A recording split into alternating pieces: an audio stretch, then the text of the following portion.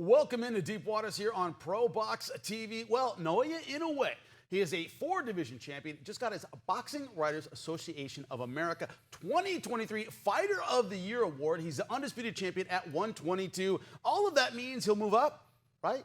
Well, maybe he won't. We'll discuss the reasons why here on ProBox TV. Jimmy Smith alongside Paulie Malignaggi, Chris Algieri, and ESPN boxing analyst Timothy Bradley joining us via Zoom. Gentlemen, it looks like he's going to stay, at least for his next defense, at 122 pounds. It is going to be Sam Goodman, 18-0, 8 knockouts. Okay, great. A lot of people thought with 122, packed, done, finished, that the 31-year-old would move up. Gentlemen, good idea, bad idea. Also, is he running out of time? Like we said, 31 years old. That is not a spring chicken in the lighter weight classes. If he's going to make the move, does he need to do it soon? Paulie, what's your thought? I mean, he's gone up several weight classes already, and the expectation for these guys to keep moving up in weight is, in my opinion, sort of what causes guys to end up on PEDs and things like that. I think, there's no expectation for me to him move up in weight. I think he's shown his greatness already. If he does and when he does, it's on him. It's kind of a difficult proposition here because, the sport has created this anticipation, this expectation by the fans and by the media that you got to keep moving up in weight. And it's not only not that simple, it's kind of difficult and it can be dangerous too. We saw Inoue, despite the dominance of his last fight, has already wound up on the canvas, so the punching power gets a little harder to deal with as you move up in weight and you're dealing with naturally bigger guys. Maybe he got that knockdown, he felt that knockdown and said, you know what, maybe I've got to sort of let myself grow into this weight class fully before I move up again. Now, there's a lot of things going on in your mind, but are you really growing at 30, 31 years old? That's another difficult proposition. The only way, as you put it, and let's talk about you put on weight, but you're not growing at that age. Exactly, and the only way you do is HGH, right? Yeah. Let's talk about the elephant in the room. You can't move up naturally late in life. You can't. No, it's true, but you have to say, look, we're all from combat sports. And physically, you can only move up safely and with muscle mass in ways that aren't natural, right? At a certain level, at a certain age. Degree. Yeah, at a certain age, you're no longer growing. Right. You're putting on that natural weight, that natural pounds, but it's not good. It's not good. It's not good weight. It depends. We all train. There's training for a reason. You can put on good weight. But is it going to be functional weight? That's really the question. But also, when it comes to someone like Naoya Inoue, how much bigger do you really need to be? Because skill is skill, and he's got power, and he's got the speed. You don't need to be the bigger guy. But when you say train, can you put it on that fast? Can you put it on so that was going to be my point. This is an era where we're seeing guys do it 2-3 different weight classes. Boom. And they show up muscular. Even he said that though, because remember, it's natural. It's very difficult. Remember when he fought Nonito Donaire the first time? He was smaller than Nonito. When they fought the second time, he was bigger. And it was a couple years later, he put on good a couple of years is a good amount of time for you to work that in. But even Inoue himself goes, no, I'm not going to move up right away. He said, I'll follow my body. I'll listen to my body, and when it's time to move up, I'll move up. I think he's being realistic. I mean, he's done it before. It's not like this is his first rodeo. He hasn't been at 22 that long. He's still developing into that weight class, and he looks small against Neary. Yeah, that's why I think it's not a bad idea for him to stay at the weight and see if he can. Yeah, I don't know what the rush is to push him. But here's the difficulty. Tim, I want to ask you, you always ask for the big mega fight, right? Most of the fighters we know got famous in the weight class they didn't necessarily start in. Roberto Duran, maybe the best example of that, great lightweight, moved up to 47 for the big fights. This idea that you got to move up in order to find that great fight, is that what we're lacking from Inoue so far? I think that is. I was asked that question actually over the weekend. Was like, who is going to be his rivalry with? And I was like, I don't know. Is there a guy? But then I really start to think, and I said, there is a guy.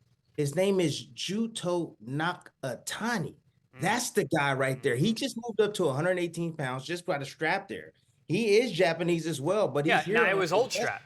Yeah. Yes, exactly. But he's here on the west side of things. He's not in Japan, just like like Inoue is. However, I think that style matchup will be spectacular, and I think he gives Inoue. You see what happens, Steve? That's a great point, because instead of pushing these guys to go up and wait, if they just hang around, the rivals will show up. You know what I mean? Like Nakatani and Inoue is a solid fight. It's an all Asian clash. It sells out there. If this guy's doing 55,000 in the Tokyo Dome against Neary, a Mexican. Dude, imagine Nakatani against Inoue. Now you're talking, bro. You made a stadium then. It's funny, you got East versus West Japanese fighters. Because to your point, Tim, Nakatani has a very Western style.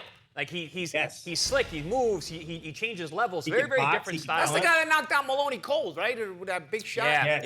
yeah. Yes. No, Yeah, he yes. can fight. Yeah, He can you're fight. right. And beat the hell out of guys. Guys, And he got real hit. quick. The Yes. power Let me tell didn't you bother something. him. I was just in the presence of Inoue, okay? And let me tell you what I noticed. He's a lot bigger than 5'5". I think he's taller than I am, and I'm considered 5'6". But where did Manny Pacquiao hold his weight? It was down in the legs. Yes. So what I noticed with Inoue was that he kept pulling down his pants, You want to know why? Because his damn calves was kind of getting, his pants is getting caught up behind his leg because his calves are so damn big. So, I think he can move up. I think it might take some time, but he definitely has. That's a dilemma. Does he have the time? He's 31 years old. Does he have the time? I think the age is the thing. So Tim, to your point about Manny, we caught Manny really early. We got lucky. We caught Manny at 26 when he fought Lebwaba on that undercard. And we were like, wow, we got to see this guy. But he was, in a way, the fans have caught on late to him. So now he's 31. Now we're expecting him to make these jumps up in weight. It's a shame. It's a shame. I think he, like you said, he can stay where he is. He's got fighters around him. But this is the thing, guys. It's not like he's taken a whole lot of punishment, man. No. He's been knocking out all these guys, so it's not. I mean, come on. He can move up. He has time. There's not a lot of wear and tear on him. The guy, when he was an amateur, the dude had some I don't know, like 80-something fights. He had like 50-something knockouts. Like the dude is remarkable, man. I'm not worried about his age, 31. I'm not worried about that. He's not going to age overnight. He's a special type of fighter. I think he has the legs. He can take his time and move up in weight, but he's cleaned out the division. The entire division already in 2 fights, guys. He's fought the 2 best guys. Tim, so man, why not move up to 126? Time is undefeated, and these smaller weight classes, it's tough, man. It's not so much, his age. It's not so much because he's an old man. It's age because he's running out of time to make these moves up in weight and also put on proper physicality. And also, I just gotta say, because everybody brings it up, and Tim, you just brought it up again, and it's something that really fascinates me and is weird to me. Guys haven't taken punishment so they can last longer. Aging, last time I checked, wasn't something that happened because you got hit. Aging, last time I checked, is just something that happens naturally. There's professional soccer players. You get beat up. No. Yeah, professional soccer players, professional baseball players, professional football players. Cristiano Ronaldo had to go play in the Saudi league because at a certain age, no matter how good he was, he couldn't hack it in the Premier League or in the Primera Liga or in the Serie A. At a certain age, regardless, and soccer players ain't taking the punishment boxers are taking. At a certain age, Lionel Messi plays in Miami and in the MLS. Now, these guys don't get hit like boxers. You're going to age. Age has nothing to do with getting hit. You age faster if you get beat up. Sure, it's good that Inoue doesn't get hit. That's where I was going, Polly. That's where I was going. But regardless, at a certain age, it's age. You know what I mean? And if it's not, then you got to start questioning it. Well, let's take a quick break. We'll come back with more talk about Naoya Inoue and could he make his debut in the United States for a big fight? We'll discuss it when we come back. June 28th. Live from the Entertainment and Sports Arena in Washington, D.C., WBA Super Featherweight World Champion Lamont Roach Jr. will defend his title against undefeated challenger, fearless Fergal McCrory of Ireland. Catch all the action live in Washington, D.C. on ProBox TV, or even better, download the ProBox TV app.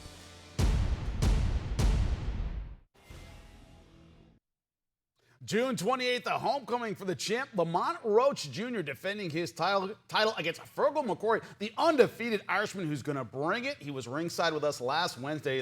Lamont Roach Jr. says it's going to be up close, personal. I want to knock out just like we got last Wednesday on Wednesday Night Fights, right? It inspired him. I think we see a great performance June 28th. So we're talking about Naoya Inoue. That's right, Jimmy Smith alongside Paulie Malignaggi, Chris Algieri, ESPN boxing analyst Timothy Bradley, joining us via Zoom. Look, we talked about this possible move up. Now, the other side that people can't wait for is his debut in the United States.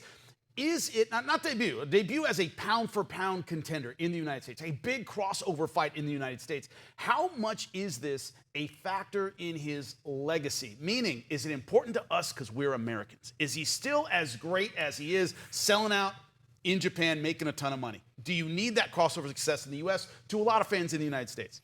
I mean, not to prove his greatness, maybe to make him more popular, sure. I mean, being popular in the West is always nice when you're from the East, but I don't know, man. I mean, he's big in Japan, right? I was always He's a big rich deal. in Japan as well. Yeah, but it's like that Alphaville song, But Right. in the 80s, when you didn't have the internet, it was like two different worlds, the East and the West. But if you were big in Japan, you were considered like, whoa, this guy's big out in the Far East as well, So, or you could not be famous in the West and you could just say you were big in Japan and nobody really knew if you were or not, Right?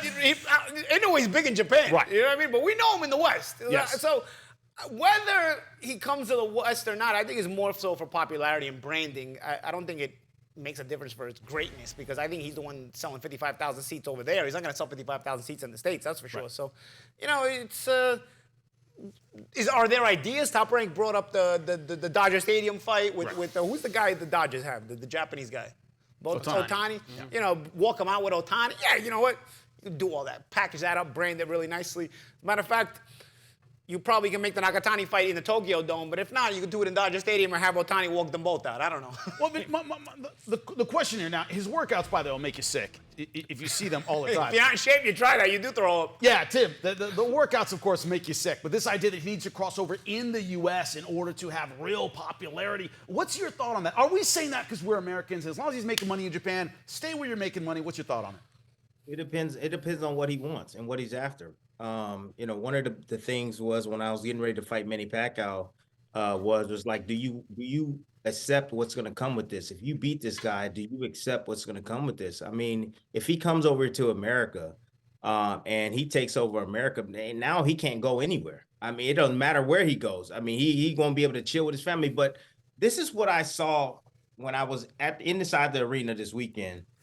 I saw a large crowd around Edgar Berlanga, and I saw no one next to Inoue. No one knows who he is, guys. No one has. But it's also the Puerto Rican Day Parade Eve, and so it's Puerto Rican.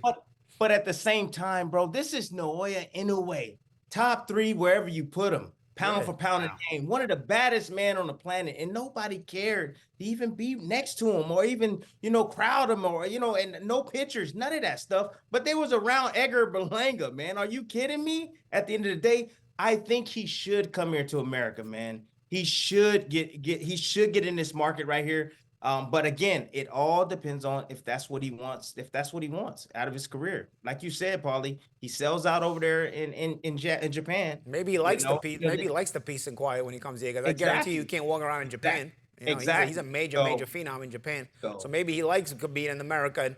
And just like a lot of famous Westerners will go east and not be recognized, I think maybe it's for a famous Easterner to not be so popular in the West can be relaxing for him. I heard he was on Fifth Avenue shopping and stuff, and he enjoyed his trip. Chris, I got a question for you, right? Let's go to pro wrestling. Scott Hall said it one time. He said, nobody gets in this business to work their way to the middle. You don't want to be famous. I don't know, work behind a cash register somewhere, stock shelf somewhere. You want to be in here and you want to be great, you got to be famous. And this is a WWE guy. So, I mean, it's a similar kind of thing where, hey, I'm sorry you don't want to be famous. You're a pro boxer. It's part of what we do. What's your thought on that? And this idea that without the U.S. and without that, we talk about Roy Jones Jr. a lot. And you said Roy never had the dance partner to make people realize that rivalry. Does he need it? Does he need the U.S.? Guys, I know it's a tough question, but it is what it is. I don't know about you guys. Yeah. I didn't do this to be famous. I did this to make money and be a world champion. Yeah. This guy's got that. He doesn't care. I'm telling you right now, my broadcast partner, Dan Kenobu, had a chance to interview Inoue one-on-one this weekend, and he said he's not really into the whole fame thing. He's a kind of a quiet guy. Like Tim, to your point, did not have a big entourage around him, is a chill guy, like you said, wanted to go shopping in New York City. Listen, he's putting 55,000 people in the Tokyo Dome. He's making money that's crazy. Bob Arum himself said, the money over there doesn't make sense for him to go anywhere else. He's making so much. There's so much money over there. It just makes way more sense. Which, listen, man, if you want to be rich and you want to be the man, he's already got that. If he wants to be famous, whole different thing. I don't know if he wants to be famous. He's famous in Japan. Famous in Japan. 100%. Listen, why sell yourself short? He has an option to come here to the States and make even more money. But do you want to? Does he though, Tim? Do you want to come here and fight in front of a few thousand, or you want to keep fighting in front of 50,000 over there, man? I'll tell you another thing that I noticed. When he received this reward, he spoke in English. Yeah. So I mean, whether we think he's going to come here or not, he spoke in English, people. that means that he wants to learn English. That means that there's a possibility he may end up here. You know, it's just a matter of time, guys, I think. But listen, we mentioned Roy earlier. He didn't travel. Roy refused to go over to Europe. He stayed here. He was the man. He won all the belts. He made a ton of money. I mean, we're all talking about Roy. He's a legend. Inoue's going to be a legend as well. Like you said, Tim, he's going to do whatever he wants to do. But Roy traveled in the end of his career. He didn't want to go to Europe, but then he went over there to Europe. Well, when he was the man, he didn't need to. When you're the man, they come to you. He said, "You come to me," and we'll see. And we're going to take a quick break. When we come back, Gervonta Davis, will he stay? Will we make fighters come to him, or will we move up to 140 pounds? Is it dependent on this weekend? We break it down when we come back. June 28th, live from the Entertainment and Sports Arena in Washington, D.C., WBA Super Featherweight World Champion Lamont Roach Jr. will defend his title against undefeated challenger, fearless Fergal McCrory of Ireland. Catch all the action live in Washington, D.C. on ProBox TV, or even better, download the ProBox TV app.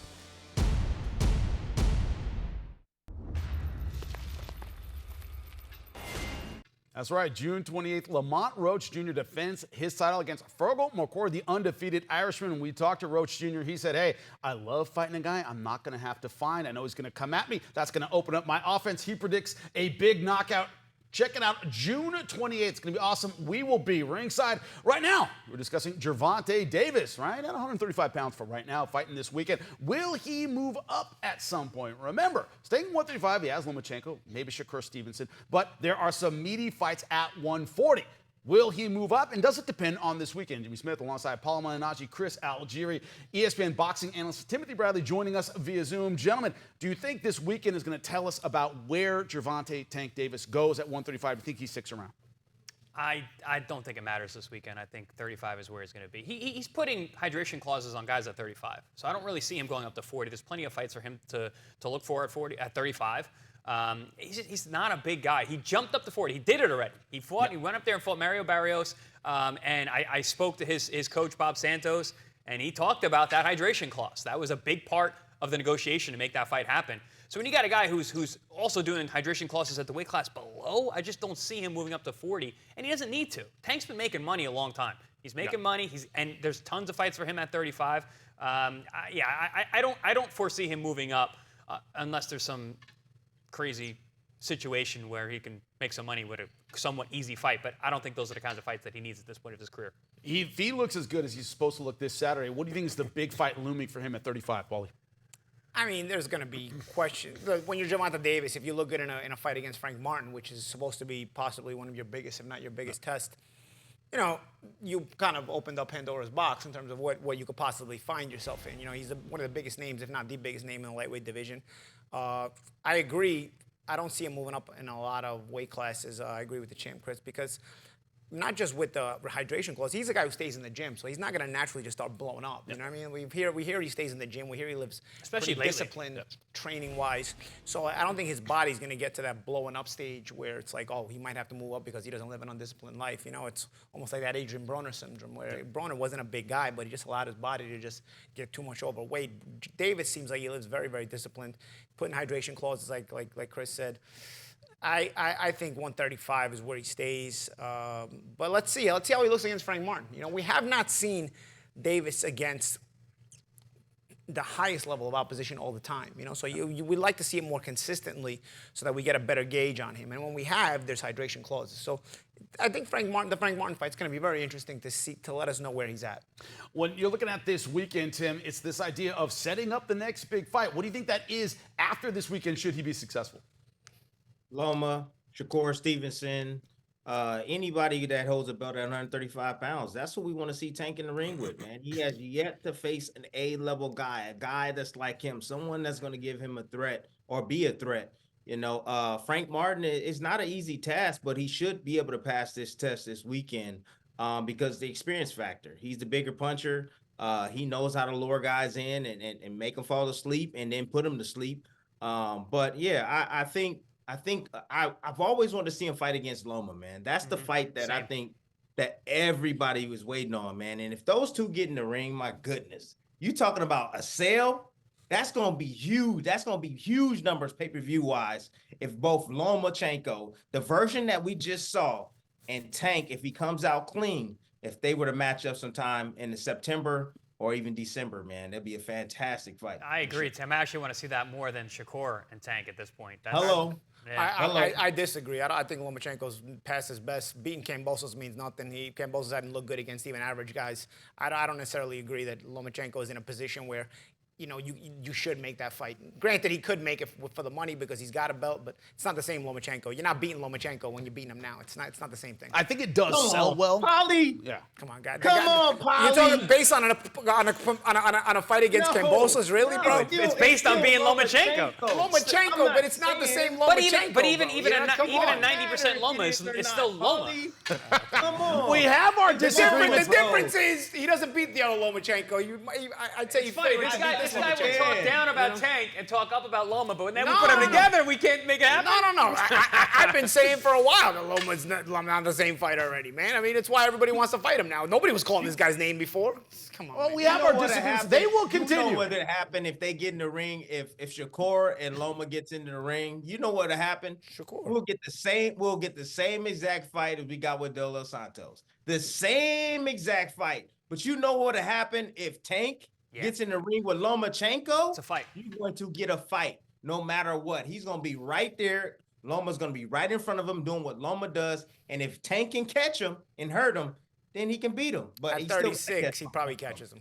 Well, it is a fight that we are all looking forward to. Should it happen, we're going to take a quick break. When we come back, a little more about Tank and his future when we return here on ProBox TV. Welcome back to Deep Waters. We're talking about Gervonta Davis, his fight this weekend. Simple question, gentlemen. What are you looking forward to this weekend from Gervonta Davis? What do you want to see, Paulie? I want to see a great fight. You know, there's a lot of hype on Frank Martin, who's been a guy who's, you know, been really talked about and coming up the ladder.